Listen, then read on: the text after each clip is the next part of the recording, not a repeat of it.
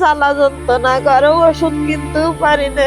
আসসালামু আলাইকুম, কেমন আছেন সকলে? তো ঈদের পরবর্তীতে আমরা চলে যাচ্ছি যশোর কায়েমখোলা সন্তোষনগর গ্রামে পারভিনা বেগম কাকির বাসার উদ্দেশ্যে যাচ্ছি। মূলত তাকে কিছু সহযোগিতা করার জন্য। তাকে কেন সহযোগিতা করার জন্য যাচ্ছি আমরা বিস্তারিত সেখানে গিয়ে শুনবো। তো সঙ্গে থাকুন, দেখতে থাকুন, বিস্তারিত জানতে পারবেন।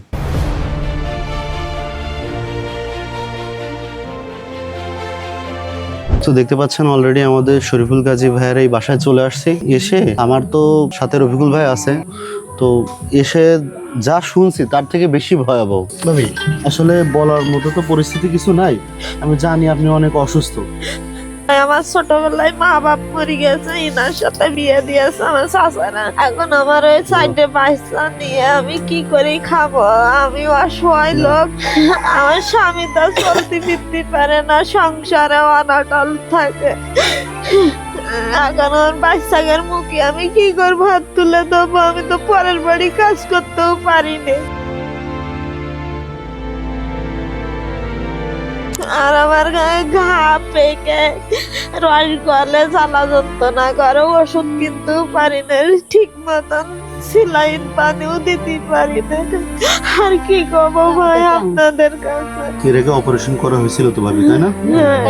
আপনারা যদি একটু হেল্প করেন ভাই, তাও আমি একটু ওষুধ খেয়ে বাঁচতাম, আর বাচ্চাদের মুখে দুটো ভাত পানি তুলে দিতে পারতাম।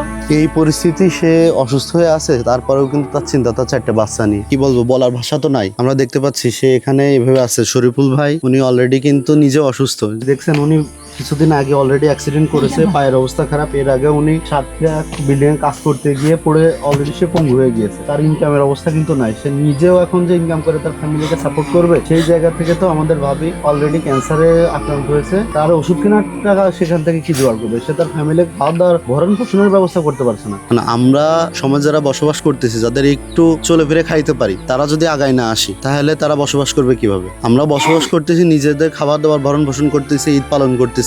আমাদের দায়িত্ব কি শুধু এখানেই শেষ? আমরা দায়িত্ব, নিজের দায়িত্ব এই জায়গাটুকুর ভিতরে শেষ না করি। আমরা সবাই মিলে একটু আগায় আসি। আপনার পাশে থাকান, পাশে কারা অসহায় আছে, আপনার পাশের এলাকা, আপনার পাশের বাড়ি যারা অসহায় আছে তাদের একটু হেল্প করার চেষ্টা করেন।